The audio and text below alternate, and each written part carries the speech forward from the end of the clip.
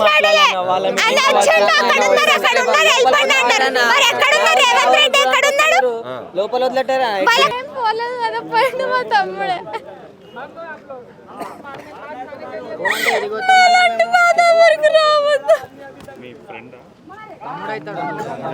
మా మమ్మీ కూడా చనిపోయి 2 years అవుతుంది అప్పటికే మా తమ్ముడు కూడా చనిపోయాడు ఎక్కడున్నాడో చెప్పాలి కదా ఎక్కడని వెతకాలి మేము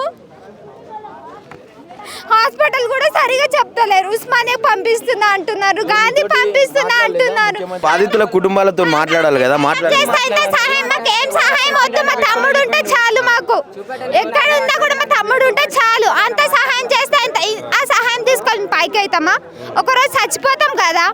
అదైతే మా ఎంబడి రాదు కదా అది ఇచ్చినా వేస్టే మాకు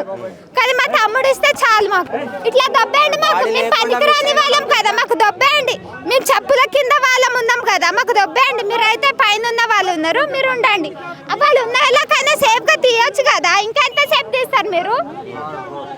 2 days నుంచి చూస్తున్నారు ఇక్కడ నుంచి వెళ్ళిపోతాము మరి తెచ్చిస్తారు బాడీ ఇంటి దాకా తెచ్చిస్తారా